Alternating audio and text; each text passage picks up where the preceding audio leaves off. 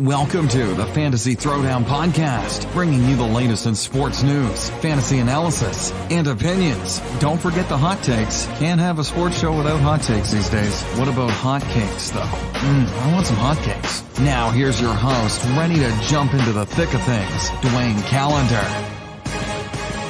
Hello and welcome to the show, everyone. Gonna talk some NFL, but gonna bring my dad on the line just so we can chat about some of the news of the day that's come across and catch up on some of the nonsense that has transpired the last week or so, just because there's been too much nonsense that I could keep up with. So without much further ado, we're going to bring my dad on. Yeah, so basically, Pop, as you may remember, one of the things that came up the last month and a half or so ago when the Women's World Cup was going on was the fact that the U.S. Women's national team agreed to go to mediation with U.S. Soccer. Oh, yeah. Yeah, so the news came out tonight, not really surprisingly, that the mediation has broken down completely and that the case is likely to head back to court because from all accounts, and basically the amount of press U.S. Soccer has generated in the last, I'd say the last few weeks, talking the nonsense of we pay our women just as much, if not more than men, which has got to be the most laughable statement you can imagine, because not a single person actually believes what U.S. Soccer is doing. But U.S. Soccer, instead of just paying the women, which, again, would not cost them nearly as much in the immediate future, but U.S. Soccer is so greedy, they're looking at it long-term of how much more it would cost to pay the women even comparable to the men. Because the women's national team, they talk about equal pay, but they didn't even get into, they were just talking about base pay. They weren't even talking about the bonus structure of them winning games versus the men winning games, which, again, should have been something that should have been argued for, but they were just trying to get to the base compensation. But what U.S. Soccer has done, essentially, is they've hired not one, but two separate consulting firms with lobbyists to contest bills in Congress that have been introduced that would have attached equal pay as a contingent on the U.S. World Cup bid for 2026. Yeah, well, a lot of people, I was listening to Will Kane the other day, and his take was that, I didn't like his take at all, because his take was, he was talking about, who generates more money, and You're talking about how much more money that the Men's World Cup generated than the Women's World Cup. And the problem I had with his take on it is that you can't do it like that because there are certain countries, like some of those African countries, and that do not support the women's soccer. Yeah. They don't even think women should be playing serious soccer. So, I'm glad you brought up that point because that's a mentality that permeates Brazilian soccer, Italian soccer. Like there are a number of countries that you would think would be amazing at women's soccer that aren't necessarily. I mean, Brazil had its run, but even Brazil's soccer still gets a lot of condemnation that people don't realize. And for the amount of blowback that we've seen from folks trying to argue that the women's national team is being too disruptive with what they're demanding, again, this is at the forefront of women's soccer. Most countries are so backward in terms of even allowing teams to practice on acceptable fields. Like the women's team had to fight to get off of the AstroTurf. That was the whole problem with doing the World Cup in Canada a couple of years ago. The female athletes were complaining about the artificial turf, and FIFA was like, well, sorry, it's the Women's World Cup. You guys don't get to choose what fields you get to play on. Just be grateful we actually organized the World Cup for you guys. Yes, look, let me tell you something. When you talking about countries like you say, Italy, Brazil, any African country you can want, whether it be Saudi Arabia, any one of those, there's no way women's soccer is getting, the support that they should. What do you think? Guys going home in Saudi Arabia to watch the women's team play? No. They don't even think they should be playing. There's no great support for Egyptian women's soccer and all, So, outside of countries like England and Canada and the U.S., women's soccer it's not a serious thing. Yeah. It's not a serious thing. So you really think that the World Cup was coming up and they were promoting it in all those countries? Oh, absolutely not. Like they were promoting it here? And one of the biggest things that they didn't want to talk about it, but and you would never see this actually happen. But the actual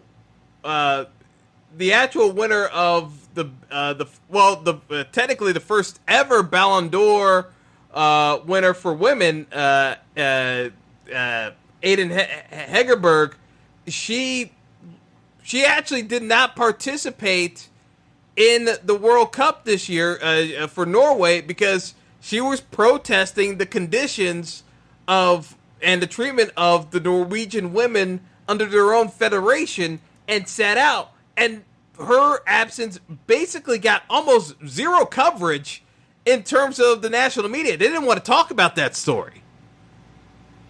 But that's what I'm talking about. That's why I didn't like, I listened to Will Kane, but the reason I didn't like his thing is that he was giving it as, women's soccer versus men's soccer, and you can't do it like that. The men is going to always make more money because you looking at it as a global thing. But what you think with all that money that the men's World Cup made, the U.S. wasn't even in the freaking final. So why are you putting the women's World Cup with the men's World Cup when we're talking about the U.S. women's team? Yeah, that's what I have the problem with. As soon as they're not going by what the U.S. women is doing, he trying to bring it as women's soccer don't make nearly as much as men's soccer. Well, but I'll be kidding me. But I'll put it this way. You can make the argument that women's soccer doesn't make as much money as men's soccer. Yeah, on the aggregate, because again, men's soccer is driven by Brazil, Spain, Italy, Argentina, their viewership. When we're talking about U.S. soccer, they don't move the needle for men's soccer. Yes, No. American audiences will watch the World Cup, but American audiences watch for Americans. That's the reason why the Women's World Cup in the U.S. outdrew the viewership for the Men's World Cup final this year. I mean, not this year, 2 years ago. It outdrew the final for, when France won, because people in the U.S. are more engaged with the women's team. It's just a fact. It's just a matter of fact. Yeah, that's what I was talking about. But he didn't want to do it like that. He was talking about what I think the World Cup, the Men World Cup made $7 billion or somewhere around there, and the Women's World Cup only made like a couple hundred million. Yeah, it's a couple hundred million. But again, it's an argument where you're trying to do it on the macro level. On the micro level, the women's U.S. team generates more money than the men's team.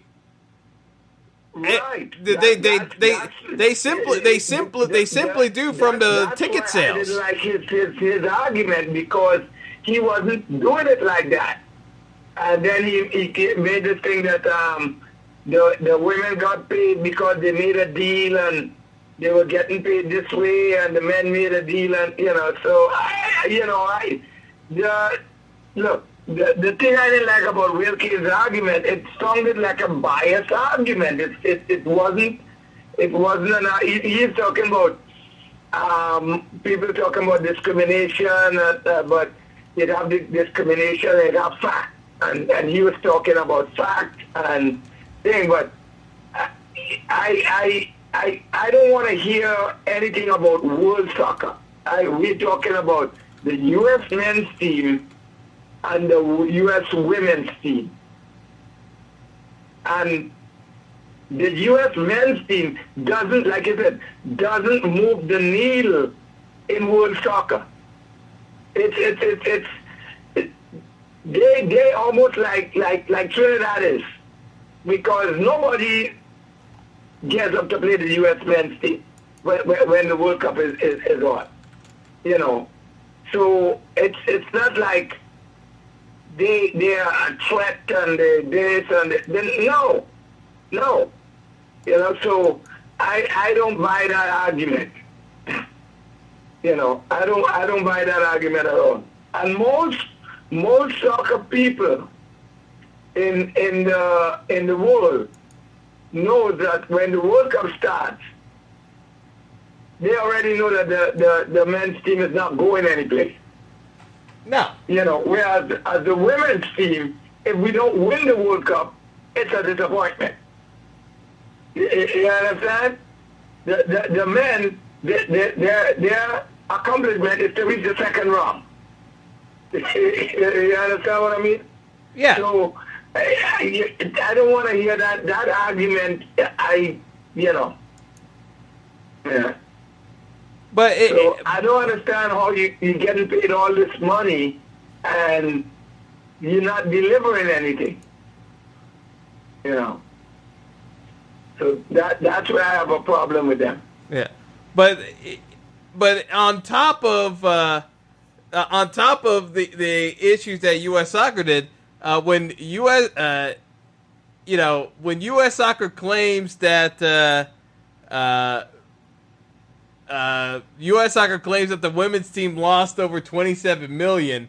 The men's national team, because and this is where the men's national team got into it, because the men's national team, their players union, said that hey, we don't have a new contract deal with U.S. Soccer, and U.S. Soccer keeps throwing around these terms as though that they're working with both sides, and the men's national team was like, U.S. Soccer hasn't talked to us about working out a new deal. They've been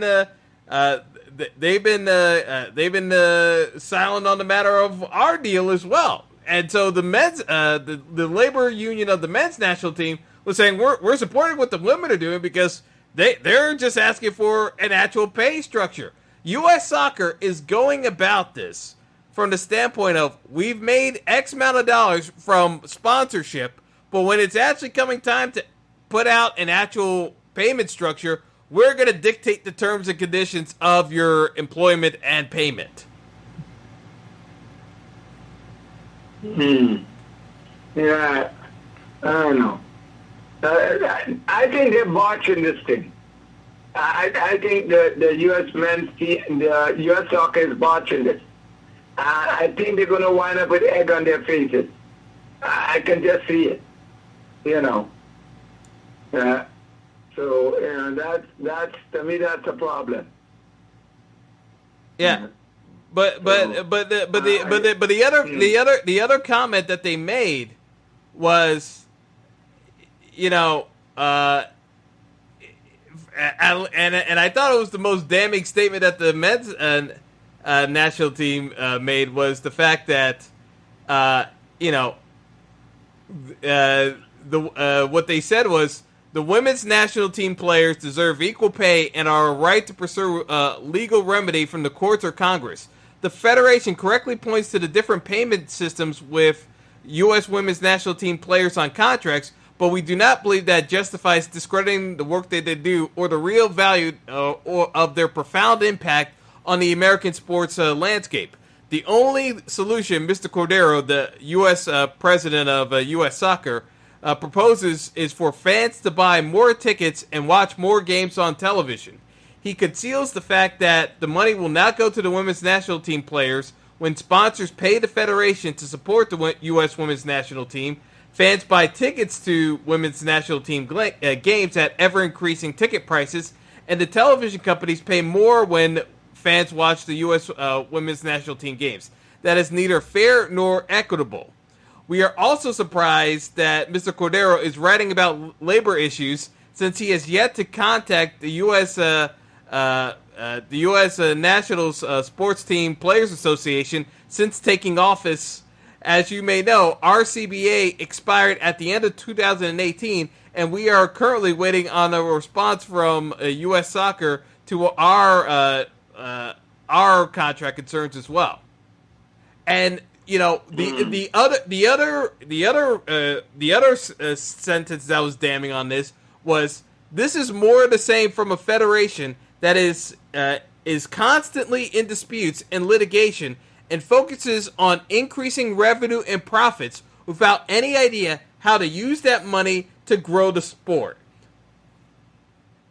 I mean, it's about as damning of a statement as you can get from a labor union, and this is the men's national team. Not even the women's national team comment on the matter. No, because they're not doing a good job. U.S. Soccer is not doing a good job growing soccer.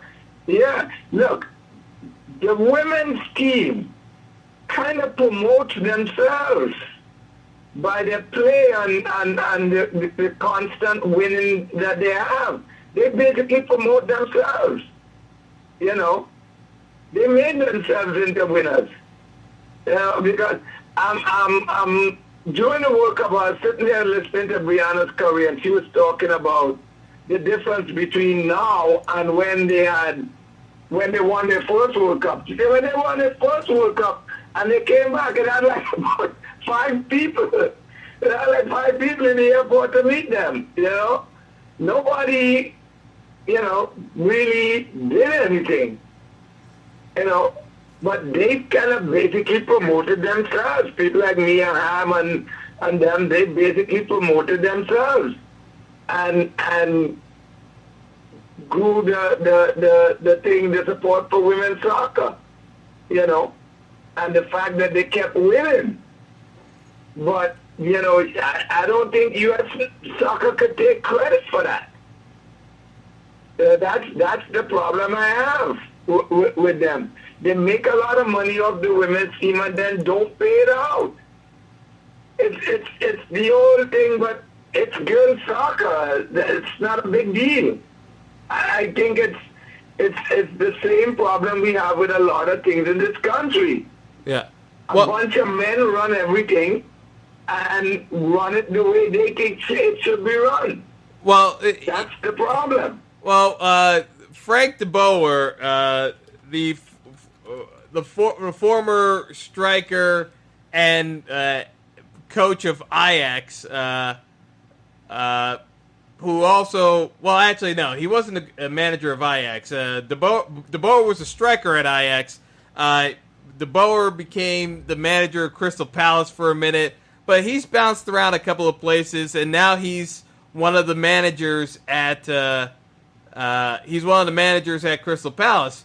But he stuck his foot in his mouth yesterday because he did an interview where he said that the equal pay conversation would be ridiculous at the international level because obviously the men's team makes a whole lot more money. And again, completely missing the point of it's not about the actual compensation that they're bringing to the table. It's about growing the sport and making it sustainable in every country, which all these folks seem to be forgetting. The point of these games is to actually grow the sport and showcase it on a platform. That used to be the point of the soccer federations, when it started, that was the actual goal of these federations. It has long since become the corrupt arm that it is now with FIFA. But the intention of this was to be showcasing the game on a global scale with representation from all countries. Yeah, but you're not going to get that because of the way women are viewed in certain countries. It's always going to be a problem. It's always going to be a problem. It's the same with all the sports. It's the same in women's cricket. It's the same in women's basketball. It's the same. Because certain countries don't really they view women as second-class citizens. It's not gonna be equal. Yeah. Never. It's not gonna be equal. But my That's why. Yeah. But yeah, the thing about the Boer's comments was he equated it to, well, we know how much the men make and how much the women make, so you can't be serious about paying them being in favor of equal pay. And then he tried to make the analogy that, this all started from unequal pay in the private sector, because his argument was because women were constantly underpaid that this became an issue, because women clearly were being underpaid for the same job role in the private sector. Again, not understanding that, again, in the private sector, it's a lot easier to hide the fact that women are not paid equally, because you can find different ways of mitigating that, and that's why it took a bunch of lawsuits to even bring some of that closer to light. But it's still a case in the workforce as a whole. In the public sector, especially with these soccer federations, everybody knows how much these groups are making. Unless you're a soccer federation like U.S. Soccer trying to fudge the facts as to how much money is actually going into different pots. Yeah, look, I can tell you, that is not going to change so easy, because it does have some discrimination in it. About the money, it does have it. That's always a problem, even here in the U.S. Because if that wasn't a part of it, there would be no problem with U.S. soccer paying the women just as much as they pay the men. It's a form of discrimination. Yeah, but in the U.S. case, it's even more glaring because of the fact that we know that the men's team is not drawing a dime for the actual World Cup. They're not drawing a dime. It's like they're not winning games. They're like they weren't even in the World Cup. They didn't draw a dime for the World Cup. The U.S. Soccer Federation got essentially a participation trophy because they're part of FIFA, so they got a cut of the money. That's not the men's national team actually generating revenue for U.S. Soccer. That's just, we cut a TV deal with the networks, and so we got our cut. Yeah, that's what I'm saying. And let me tell you something. Okay, let's play role reversal. Let's say the women's team was the men's team. Let's say the women's team had the men's team record. What do you think would happen if they were asking for a raise or something? If they had the record, the track record of the men's team. Oh, please. They'd be laughed out of the room. What do you think would happen? They'd be laughed out of the room. Right. So that's what I'm saying. They want to act as though it's a level playing field, and it's not. It's not. So I hate when I hear people make these analogies that, well, the men's... No, the men's team has a free ride. Like you said, they still collected money because they're a FIFA member, but the men's team didn't do anything to get any money from this work. They lost a Trinidad. Now, let me tell you something as a trader. Let me tell you something. That trader team that they have there, if you lose a game to them, you gotta be kidding me. Hey, the 500 people who were in the stands that night for when Trinidad knocked off the U.S. were treated to a historic win. Yeah, and talk about the feel. I don't want to hear anything. That Trinidad team is not supposed to win a game against a team that is thinking about going to the World Cup. No way. I'm telling you, I know that team. It's not any good. So don't tell me anything about that U.S. men's team. Yeah. All right, Kelly. So let's pivot to the NFL. So we got a couple of stories here. What do you want to talk about first? Do you want to talk about Gruden and Hard Knocks, or do you want to get into Antonio Brown? No, let's talk about Antonio Brown. I don't want to hear nothing about Gruden and Hard Knocks. I'm not a big Hard Knocks fan, so Yeah. So all right. So we know the story by now of how Antonio Brown damaged his feet.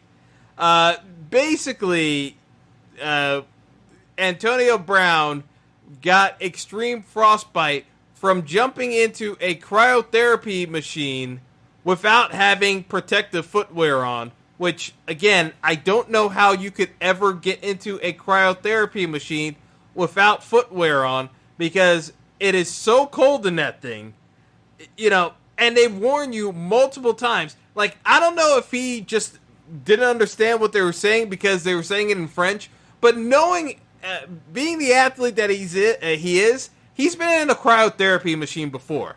So when John Gruden goes up there on national TV and says that, everyone's laughing at Antonio Brown, but it's no laughing matter, he was trying to put himself in the best possible condition to practice with us, I got to call BS on that. Because anyone who's ever done cryotherapy, and I've done it, it is so cold. There is not the two things that they tell you repeatedly. A, footwear. You have to have either the boutonnieres or even, like, they don't really like you having sneakers on, but but if you don't feel comfortable with the boutonnieres, you can do it with some protective footwear. And also, no moisture on your body whatsoever, because they pat you down and dry you off again before you even enter that machine, because any moisture, because of how cold it is, you cannot have moisture because it will burn your skin and rip off skin. You cannot have moisture. So for you not to be able to do the two things that they, like, at least one of the two things they ask you to do, no, you are a special kind of idiot to actually get yourself injured in that fashion. Dwayne, let me just say something here. So, because this thing is so dumb that you shouldn't be commenting on it. You lived in Pittsburgh. You played in Pittsburgh for what? 10 years that he played there? Yeah. You know when the weather gets really cold and it's below zero, they warn you about stuff like going outside without enough protection. You understand? Like stepping outside with your bare feet and stuff like that. So what do you think would be happening in a cryo unit? I mean, the damn thing that be smoke, it looks like it's smoking. Yes. Why would you think that you can go in there without, like you said, you can't go in there with, like, coming out of the bathroom and going to lie down in that. It would freeze you. It would burn off your skin. Yes. You got to be kidding me. It's literally like being surrounded by dry ice. That's really what it is. Yes. So that all you got to know is, have you ever tried to pick up a block of dry ice with your hands? I tried it when I was a kid. I tried picking up a piece of dry. It burns your fingers. And that's just, by just touching it, not standing up on it, not just touching it to try to pick it up. Yeah. It burns the iron like it was fire. So I don't understand. I don't understand how an adult person could think that they could get in there. It's mind-boggling. You know. So I have no idea how he is going to explain that. How he got his foot damaged. I don't know how you explain this. But it's the NFL, and like I always say, every time you tell yourself these guys can't be that stupid, they always show you that, oh, I mean, I actually more dumb than you think. You know? So I don't understand why Gruden would be trying to make excuses for Antonio Brown for making such a dumb move. But then it's Antonio Brown. What do you expect?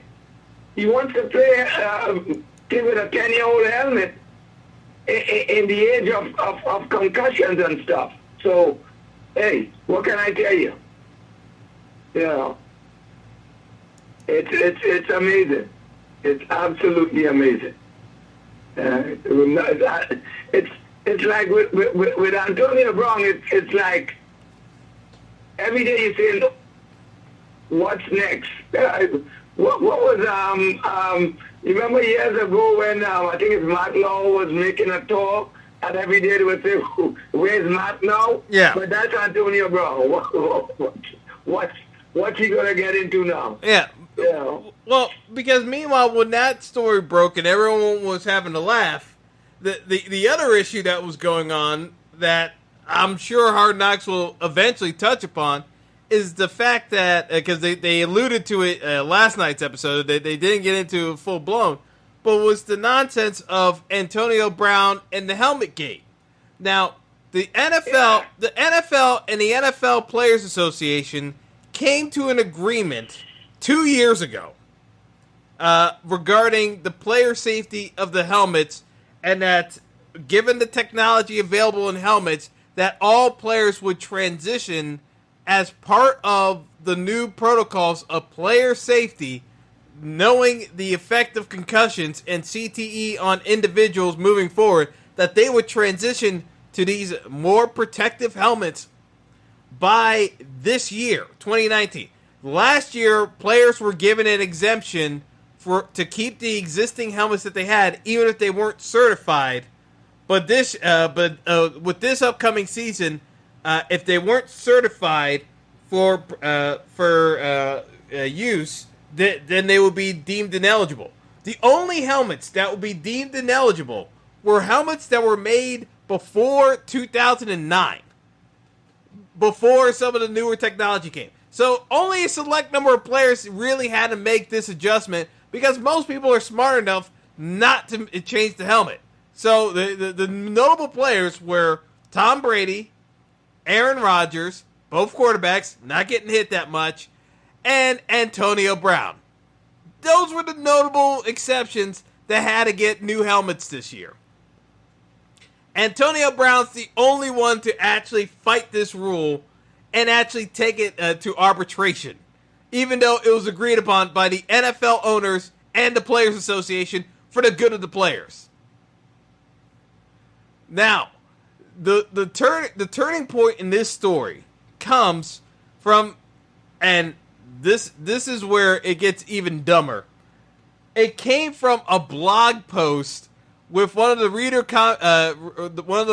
of ProFootballTalk.com, noting that Antonio Brown's style of helmet, even though that it was discontinued, technically, if Antonio Brown was able to find a later model version of the helmet made from 2010 to 2014, because the helmet was discontinued in 2014 by admission of the company, Schutt, because Schutt basically argued that the reason why we discontinued the Air Max helmet is that there was better technology available, and it made no sense to continue manufacturing an inferior helmet from a protection standpoint. So, right then and there, you know the helmet is not up to snuff necessarily. It can be certified for those years, And that's the loophole Antonio Brown's going with. He's taking the Air Max helmet because he was able to find a version of it off of a Twitter post, and people reaching out to him on the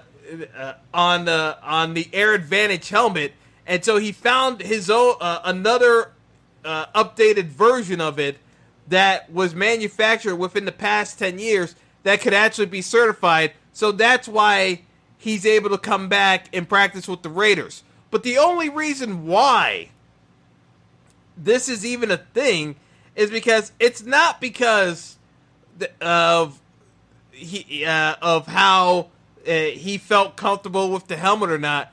It's that the newer helmets are bulkier because they have extra protection and padding, and Antonio Brown doesn't like the look of the helmet because it doesn't show his face enough. Yeah, probably, because I don't understand how you're a receiver who gets hit a lot and you would be having a problem with what he's saying is that his thing is that the newer helmet it reaches out a little. Now, it could be that it does reach out a little bit more, and you got to get accustomed to the vision. It could be. I don't know. I haven't seen the two helmets to see the look of them. But his thing is that it comes out a little bit more, so it kind of gives him a vision problem with the ball coming over his shoulder. But I don't understand how your thing is that the best thing to do is to use the more inferior helmet. It's to them, Yeah, but that's his thing, is that the bulkier helmet, it comes out too much and it obstructs his vision. Yeah, that's his argument. So I don't know. Yeah. But we'll see. So what he's gonna do? He's gonna use that new helmet now? Well, yeah. So basically, he was able to find. They didn't say what model year he got it from, but essentially, even if he got a 2014 edition of the Air Advantage helmet, that helmet, provided that it doesn't get damaged during the course of the year, would only give him another 4 years until he runs up against this again.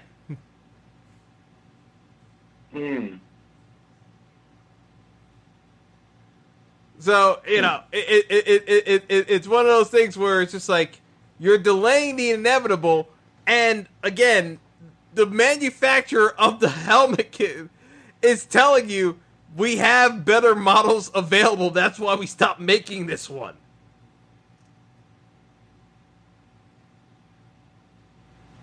Yeah.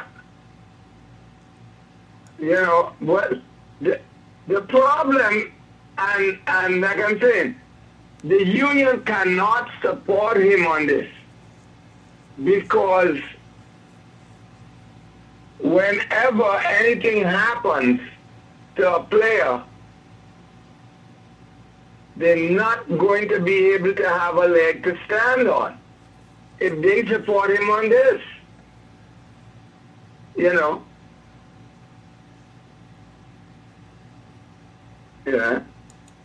So that's where they're gonna get their feet tied.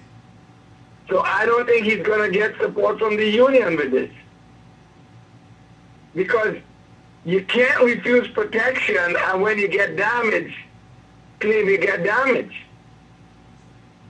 I think it's like I said, it's a dumb thing that he did.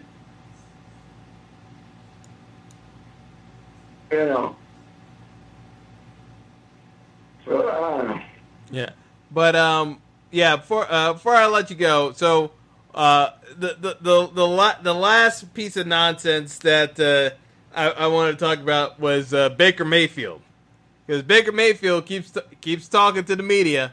So now the comments from Baker Mayfield is that the media are keep saying negative things about the Browns because everyone wants. They're so afraid. So his comment was that everyone is so afraid of the hype that the Browns are generating this year that everyone is hoping for the Browns to fail. So everyone's against the Browns. So then shut up everyone by going out there and win. Well, that's his point. His point is that we're gonna silence all the doubters because they keep talking about us and looking for us to fail. What I would want to know from Baker Mayfield is people want teams to fail when they've actually done something. I'm looking for the evidence of what the Browns have actually done to cause people to hate them. Because the only thing that people get annoyed with the Browns is literally the season hasn't even started yet, and you guys have literally talked the entire offseason about how good you're going to be. Look, let me show you something. Everybody hates the Patriots. Everybody, unless you live in New England, everybody hates the Patriots. And what do? They win every year. Just shut up and play and win. I don't understand these guys. Everybody hates us. Everybody wants us to lose. So, just go out and win. But the joke to me nobody likes Brady. Nobody likes Belichick. They say he's this, he's blind, he's this. But they win every year. And I ought to know because I hate them. Yeah. But to me, the joke about this is that the Browns are literally playing the card of everyone. It's us against the world. We're the underdog. No one's giving us a break. They expect us to fail. Literally, you've played one preseason game. They're using so much of the ammunition that you would use throughout the season. They haven't even started the regular season yet. They're playing the us against the world card, and the Patriots are good about this, but the Patriots don't broadcast that until later on in the season about, all of you guys counted us out. You guys said we couldn't do it anymore. And meanwhile, it's when the Patriots are already in the playoffs and you're like, wait, when did we say you were not going to make the playoffs? But the Patriots bring that up after they win. The Browns are playing this card and the season hasn't even started yet. But that's what I'm saying. You remember last year Brady with, we suck, we're not good, we're not good at this, Right. They always say that. But the thing about it is they know everybody hates them. They know everybody hates them. So what they do is they just go out and win. They don't complain and say, you don't hear the Patriots going out and saying, nobody likes us. We do so much thing and nobody likes. You never hear them saying that. As a matter of fact, they love it when they realize people don't like them. Oh yeah, but the Patriots play. It's us against the world. Yeah, the Patriots play that card in the locker room, but they don't talk about it until they reach the playoffs. No. They play that card when they reach the playoffs because they've taken care of business, and now it's just executing the X's and O's. The Browns are talking this up and saying that everyone's ganging up on us, but we got them figured out. And I can just see the Steelers and the Ravens just circling the calendar, just saying, okay, they're talking a lot. We're just going to go about business. The one thing I keep saying about Pittsburgh this year, that everyone keeps counting them out completely, is the fact that say what you will about Roethlisberger, he will still put up numbers because he's Ben Roethlisberger, and he will find ways of getting it done. Connor has had a full year to kind of get used to being the number one starter. The Steelers draft extremely well in terms of offensive players. They still have weapons. They don't have the weapons that they used to. I'm not saying that. But all the Steelers have to do, basically, is manage games and have that defense get better. And they spent so many draft picks on defense this year. It can't be worse than it was last year. The Steelers' defense, they may not figure out everything, but the fact that they know that they have less room for error, the Steelers are not going to take as many games lightly as they did this past season. Because the Steelers of 2018-2019 took games lightly because they knew how much talent they had and figured they could get by with a C-plus game if they had to. They're not going to do that this year. Yeah, well, Roethlisberger is always going to find people to throw to. He was doing it before Antonio Brown got there. They won Super Bowl before Antonio got there. So, for people to think that, Antonio Brown is gone, who is he going to throw to? Who was he trying to before that? Well, the thing of it is that technically the Steelers never actually won a Super Bowl with Antonio Brown as the number one wide receiver. Like, people forget that. No. No, they don't realize that when Antonio Brown came into his own, okay, they haven't won a Super Bowl. I mean, Antonio was on the 2010 team, but he was not. He was a special teams player back then. He was not a featured wide receiver back then. That was still Hines Ward's team, and it's Antonio Holmes running the show. That's Hines Ward and Santonio. Let's forget the other one. Yeah. It was Santonio Holmes. Yes, Antonio Holmes, right? So it's they go through receivers all the time. They had Plaxico Burress, and he was really good, and then he left and he came to the Giants, and the Steelers kept throwing those. Big Ben kept throwing those passes to different people. That's it. So I don't understand why people think that, but hey, everybody thinks that this is going to happen, that's going to happen. Look, let me tell you something. I think the Browns are going to be better this year. You understand? I don't know if they're going to get to the playoffs because I got to see those guys play together. I don't know if they're going to play together properly.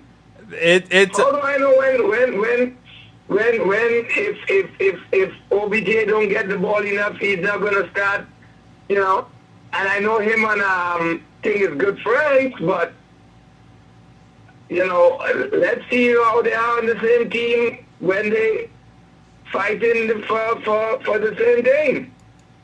Whenever it's only one ball, so we'll see. And if they do well, they do well.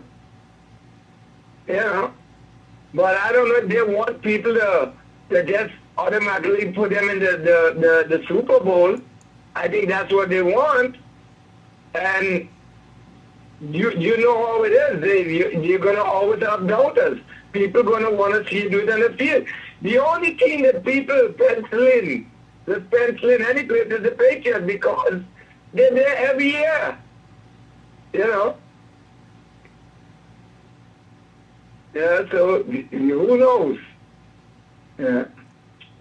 But anyway. Yeah. We'll catch up a bit later because we actually got to we got to find another time to talk because we still have to get into the whole the Jay-Z Rock Nation thing with the NFL because that's a whole nother issue that we got to talk about in depth another time because I saw parts of the press conference and there's a whole lot more to delve into with that topic because they put on a very nice dog and pony show, but that screamed to be, like, for all intents and purposes, that screamed money grab to me. But, we'll talk about that at a later date, though. Okay, yeah. Yeah, I laughed when I was reading the notes from the press conference today, but it's another money grab by the NFL, yeah. They just open it up a new avenue, We'll see. Yeah. All right, so we'll talk. All right, take it easy, Kelly. Okay, all right. All right, bye.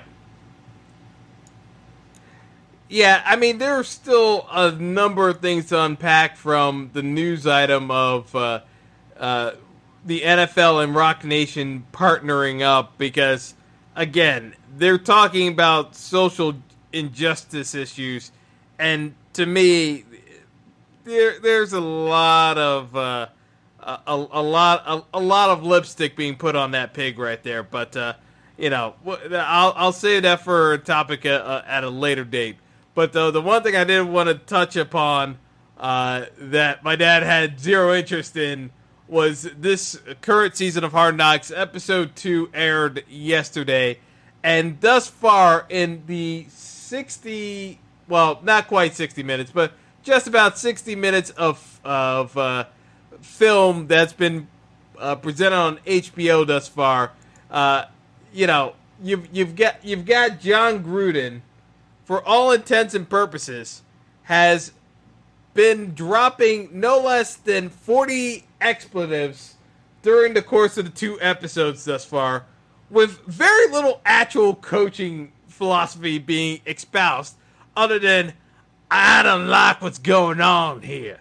And I can't do a John Gruden impersonation to save my life. But the amount of patronizing going on with John Gruden, it's literally the caricature of John Gruden has taken over the actual football coach of John Gruden. Because from what used to be an X's and O's guy has basically turned into the television commentator John Gruden, basically massaging what seems to be a dilapidated offensive scheme and absolutely no concept of how to run an NFL defense. So he's just trying to wing it based off of talent and is now sucking up to Antonio Brown as much as humanly possible, because if AB doesn't deliver the goods this year, the Raiders will win no more than 3 games if Antonio Brown doesn't play well. And even if Antonio Brown does play well, I don't think they're more than a 6-win team, based on the division alone that they're in the AFC West. But from an entertainment perspective, the things I keep hearing about Hard Knocks this year is how captivating John Gruden is. And the joke about this is the simple fact that, over the course of 2 episodes, you've got, again, a little less than 2 hours of footage. John Gruden, the amount of expletives that keeps coming out of John Gruden's mouth, while not being strictly the only person featured on Hard Knocks, he is the overwhelming main character of the show, which is never a good sign, because if the head coach is the character of the show, that means none of the players are actually the script. Derek Carr,